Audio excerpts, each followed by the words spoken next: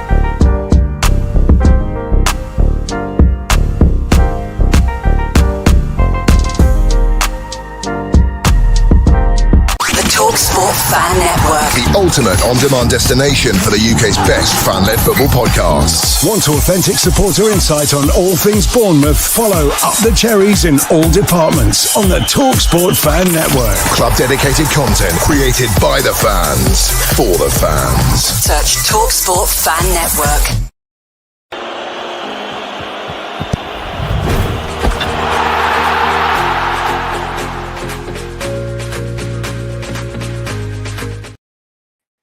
Good morning, good afternoon, good evening, Cherries fans around the world, wherever you are watching today. Clearly, the bank holiday has got people away from their screens this evening for me, with the low amount of viewers currently. Usually we've got a big chat going and everything is buzzing, but we will start nevertheless because at the weekend, fantastic 3-0 win. Some bits and bobs to go over, some key standout moments for me and some players that obviously returned back to the squad in the second half. But let's get the show underway. Sean is also in the chat. Sean, feel free to jump on and give your opinion whenever you're available during the show. There are people due to come on, so please stay tuned and get involved when necessary. But finally on the board, 3 points and a fantastic effort, I believe. Wolves, in my opinion, didn't really show up. They're going to be struggling this season, I think. Final quarter, struggling to put things away. It doesn't look like they've got anyone that is hungry for that goal. In regards to our game, however, much more exciting things. I'm going to talk about Adley first of all, as obviously just signed, and he had his minutes in the second half, and I was overwhelmed and all expectations over exceeded with how he played, to be honest. Working in with Semenyo, working in with Brooks, everyone in there was fantastic. Obviously, we can't take away from the goal. First couple of minutes, 5 minutes in, I believe, from Tavernier. Again, team, compact, squad working together, everything that we want to see. We've already got 2 people in waiting to give their opinions on the game, as well as Liam Humby in the chat. Up the Cherries, great win. Yeah, hey Liam, good evening to you. Let's firstly come to Malcolm. Malcolm, obviously a Bournemouth fan, co-host on the show. Let's get his opinions first on the game. Welcome, Malcolm. Yeah, hi Ollie. Hello everybody. 3 points, bring it on. Hitting on what you just said, Adley, wow, what a cameo. I said last week on Cherries, wouldn't it be nice if we could have a winger like Richard Cook back in the day? He didn't disappoint, did he? He really didn't disappoint, and I think bearing in mind the players have still got to come back, like starting 11 possibly. Kluivert, Christie, Lewis Cook, and obviously the young Gannon Doak. It's all looking rosy, isn't it? Really, really pleased. Super pleased for the defence. Clean sheet. Didn't look too troubled, to be honest with you. Didn't look too troubled. In regard to top standout players? Well, the man of the match has got to be the beast, hasn't it? Tyler Adams. What a performance, man. I mean, he was here, there, and everywhere. He was absolutely phenomenal. Just so pleased that we've got him. I mean, he did an awful lot of dirty work, but he was literally everywhere on Saturday. Bit unlucky not to score. Thanks to their keeper, but that's football, isn't it, as they say. At one point, I must bring up, and it was a really, really valid statement from the co-commentator on the TV. Said that all the Bournemouth players have to really work and run without the ball, and that's what they actually do. And he got it spot on. The work rate from the players when they haven't got the ball is it's something most fans don't watch. Obviously when they're running to make a sprint to receive the ball is one thing, but to try and visualize what all the other players are doing around them, superb. Yeah, just loved it. And I mean, we bullied them to get the goal, didn't we? High press. Okay, it was a mistake from Wolves' point of view. The guy's not a defender, and he got caught. Bit of luck with, I suppose, putting the ball away with a deflection off the bar, but that's football. That's how it goes. I'm not complaining at all. I'm not complaining at all. It was just there were just so many top performances out there on Saturday, which is what we hoped for after the Liverpool game. We could see which way we were going. Superb. Okay. Back in your hands, mate. Yeah, brilliant. I'll bring back on Ollie Hudson. Thank you. Just to touch on a couple of points that he mentioned there. Obviously, saves, Petrovic being in goal. Our back four looking defensively solid. That was a first clean sheet for Petrovic, and it looked like a confident performance from our number one, especially considering the amount of shots that were, 4 shots on target. All 4 shots deserved a decent save, and he performed, in my opinion. Coming back to another Cherries fan, another co-host of the show, Sean, I want to get your take on the game. All right, there. How you doing? You okay? Yeah, not too bad. Yeah, I've got mainly positives. There's a couple of negatives, but I'll go with the positive first of all. For me, man of the match was Tavernier. He does have his critics and that, but I think certainly in this game, he was another level. And yeah, his work rate, his shot, he was absolutely everywhere. So that's why I put him as man of the match for me. And then shout outs to Adams. I mean, again, he was getting stuck into everything. By the end of it, he seemed to be crawling on the floor. He's so shattered, bless him, but he was absolutely everywhere. And Trafford, he's still doing brilliant. He hasn't got quite the attacking capability of Kirkes has yet, but I think certainly defensive-wise, he's certainly got to the level of Kirkes already, and that took time with him. Originally, trying to have that level, right? Because he was involved in some back and forth, some 1-2s up there. So we can see that he's trying to be the Kirkes that we thought he was going to be in the end, right? Yeah, I've got no doubt he will. I think he will be better than Kirkes. I say Kirkes took a while to get his footing in that, and defensive-wise was probably Kirkes' biggest weakness. He'd bomb on forward and that and leave gaps. I think Trafford has got that defensive side already sorted. The attacking side is just a little bit could be done more, but he is always the one bombing forward as well anyway. So, yeah, I think certainly probably before the end of the season, I think Trafford will be better than Kirkes. So, there. In regards to the second half, we obviously had the return of Kluivert, Christie, and minutes from Adley. Who, in your opinion, looks like they're going to be the biggest impact moving forward in the next couple of games from those 3 players coming back in?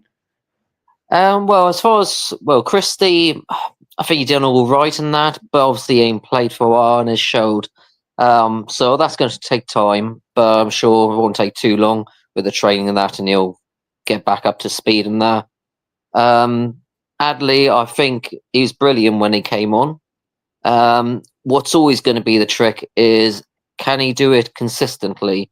he needs to get that game time to be able to prove it as well.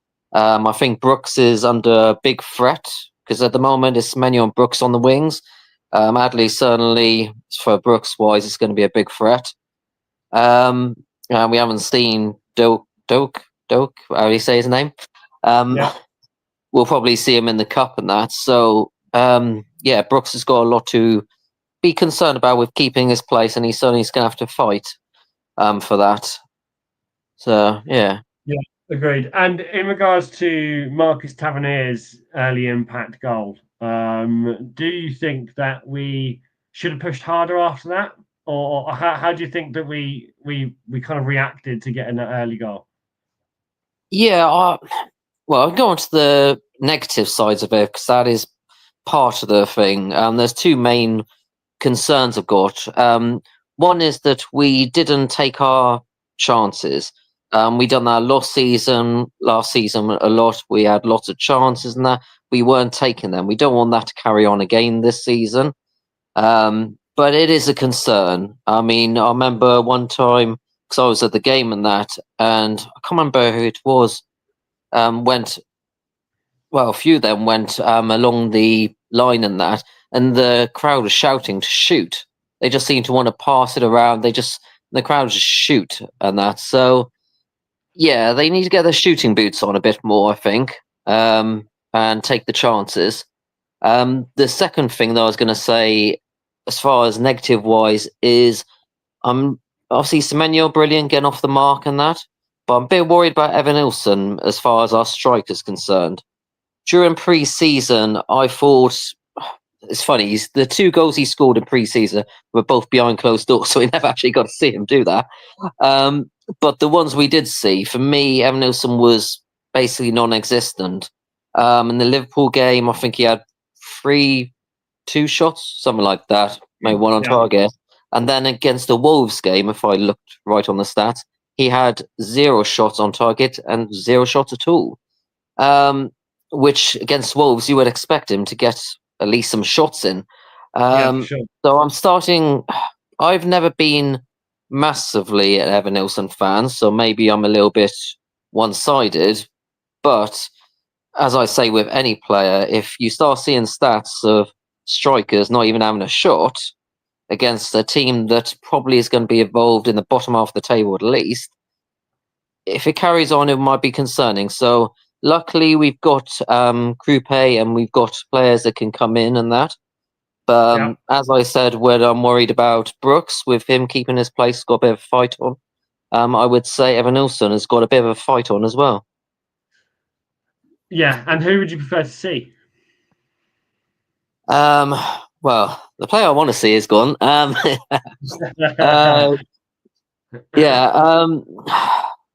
To be honest, during pre-season, all that kind of stuff, I thought both Krupe and the development one that's gone off? I don't know if he has gone off loan to Croatia or not. I know there was talks about it. I don't know if he has. When they both came on, I thought they were more physical than Evan Nilsson, and they were a bit faster. So to me, either them, I would be thinking they would be better than Evan Nilsson at the moment. Hopefully he can turn it around on that.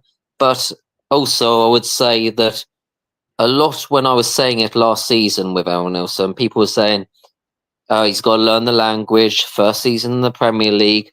He hasn't got that as a backup anymore. He's had a full season in the Premier League. So there's no more excuse for him. He's got to start hitting the ground. Yeah, understood, Sean. Appreciate your comments and opinions on the match, and look forward to seeing you tomorrow morning for Cherry AM. I won't be in Cherry AM till sometime next week. My missus have got early appointments for the radiotherapy all this week, so it was only this morning that I could be on. I'll catch you again later on in the week, Sean. Thanks. Digby, we've got in the chat here. We're going to bring Digby in for his opinions and thoughts on the game against Wolves. Digby, welcome to Cherry Slaps. How you doing? Can you hear me? Yeah, I can hear you. There's a massive lag though, mate, so I'm hearing you twice. Can you hear me? I can hear you perfectly. Yeah. Well, I'll try and let you talk as much as possible. Did you watch the game, and how did you think it went, mate? I know why. I've just got rid of. I was watching you on YouTube. Now I've just got rid of it. That should be good.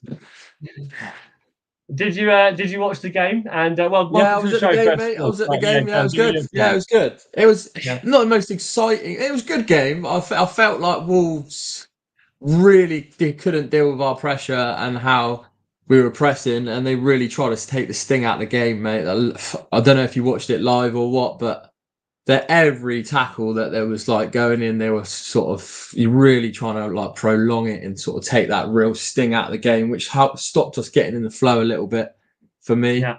But overall performance was really good, mate. Really happy. First 3 points. I mean, on another day, Semenyo scores those 3 chances he has, and we walk away winning 3-0 at least. So yeah, all in all, pretty good. Good first home game. So yeah, pretty happy, mate. Yeah. I get exactly what you mean as well. It was almost a tad uncomfortable, right? Wolves were making it super uncomfortable for us. They kind of lowered the defence after that goal went in, and it was hard to push past them as a squad. But how do you think, should we have pushed harder after that goal went in after 5 minutes, or did we react in the right way?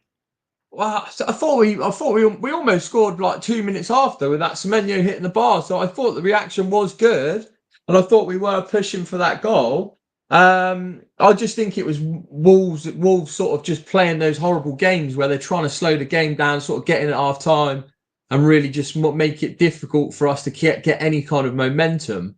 And fair play to Wolves for slowing the game down and being difficult. I was quite happy with that. It's actually my biggest worry in the game, if there was any, was when they went out of 10 men. They looked like they were finding more spaces, which was a little bit weird because we've obviously got the extra man. I don't know. Maybe we took our foot off the gas a bit. That was the only time I was like, "Oh, what's going on here? We should be dominating and forcing them back." And they looked actually like a better team with 10 men, believe it or not. But sometimes that's the way it goes in footy, Yeah, absolutely. Yeah, and Digby, hold that thought. I'm going to bring Malcolm in and ask him his opinion on that red card as well. Bear with me. I'll bring you back in, mate. Malcolm, just in regards to the red card, how did we react after that? Was it harder for us? What did you think of it? Yeah, it was actually, but then that happens so often in football, doesn't it? You drop down to 10, and somehow you got this extra energy from somewhere, and that's exactly. I mean, Wolves actually started playing then. I'm just going to go back on Sean's point about Evan Nielsen. Sorry, I totally disagree. I mean, his hold up play, his runs, he just doesn't stop working. And to be fair, if he hadn't got fouled, I'm sure he'd have scored by that red card. Right, so he was through. So come on, look at the whole picture, really. But yeah, I mean, it wasn't really a bad tackle as such, but he did touch him. Emma went down like all footballers do these days. And Totti was already on a yellow anyway, so even if he had got a yellow, it'd have been his second and off anyway. So can't disagree with the decision whatsoever. To be honest with you, yeah, I know VAR had a look at it, but it's the right call. Yeah, good. Thanks. Appreciate it. Digby, just coming back to you, Dodi Petrovic, first clean sheet. How do we think he performed?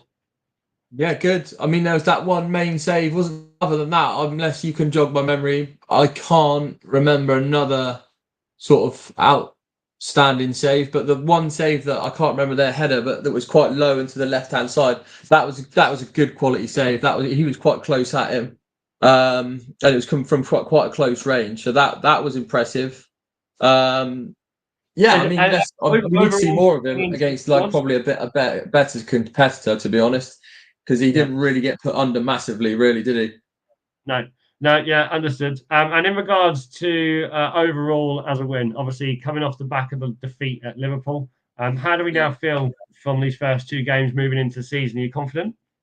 Oh, mate, massively confident. I was confident after the defeat at Liverpool. Like we're playing the champions. We held our own. Another day we might have nicked a point there. Yeah, and throwing our centre back, I'm really bad at pronouncing his name. Deteke, is it? Diakite, yeah. Diakite, yeah, that's it. Yeah, He, throwing him in the deep end at his first game against Liverpool at Anfield, and welcome to the Premier League. I thought that was quite harsh, but he looks to be good, and well, he had a much better performance in my opinion.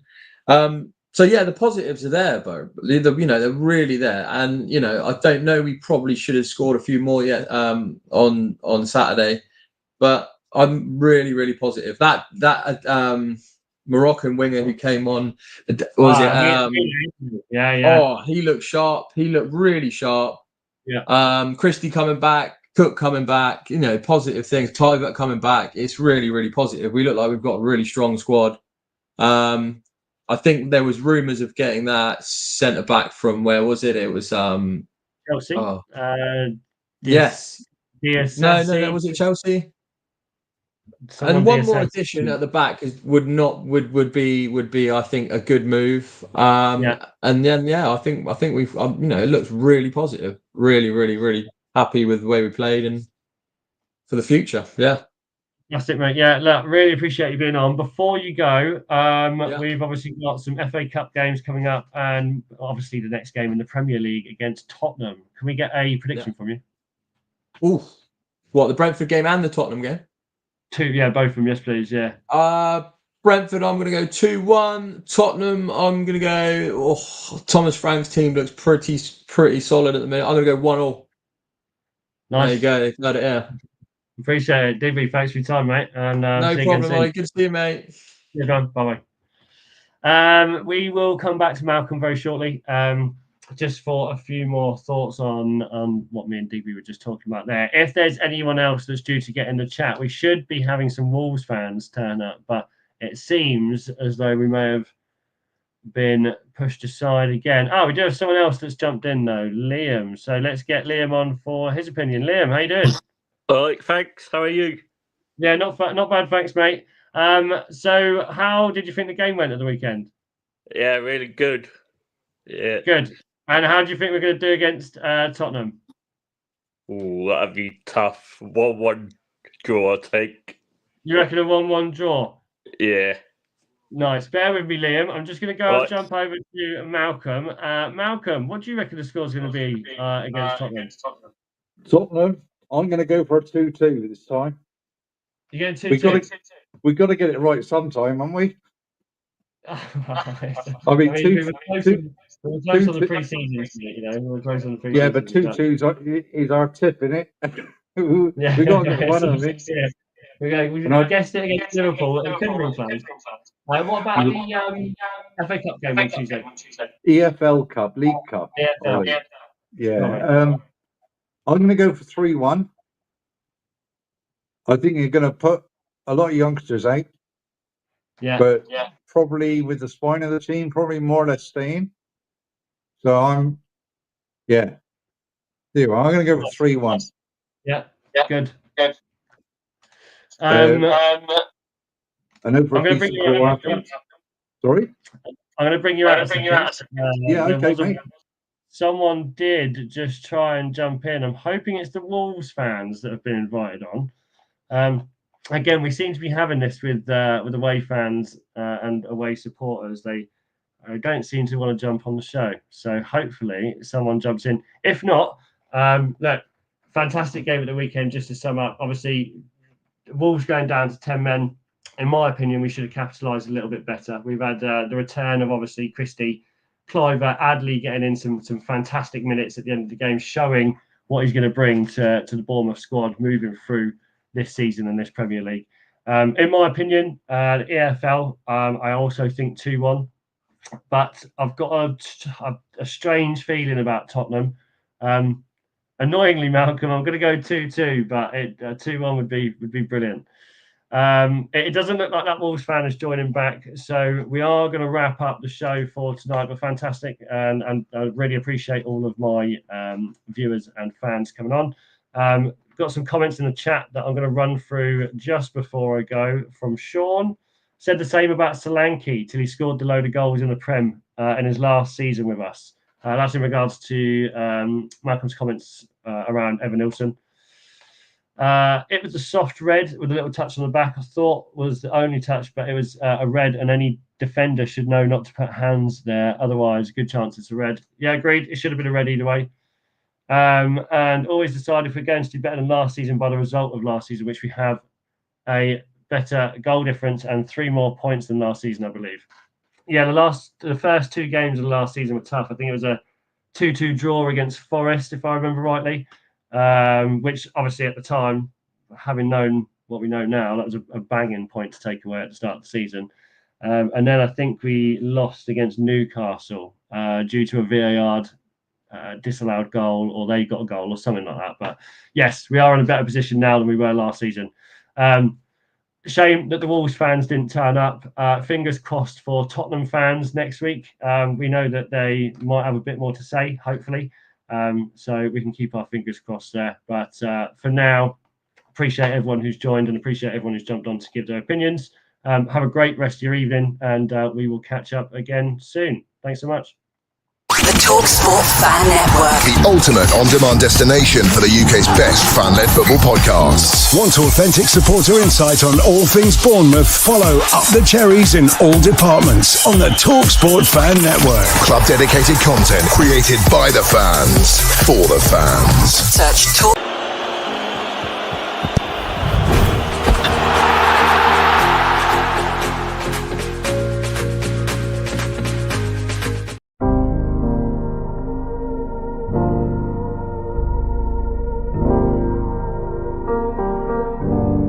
I should be like you, Mel.